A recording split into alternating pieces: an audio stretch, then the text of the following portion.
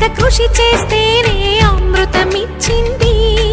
అవరోధాల దీవుల్లో ఆనంద నిధి ఉన్నది.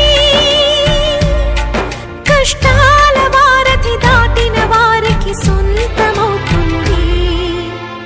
తెలుసుకుంటే సత్యమిది, తలచుకుంటే సాధ్యమిది.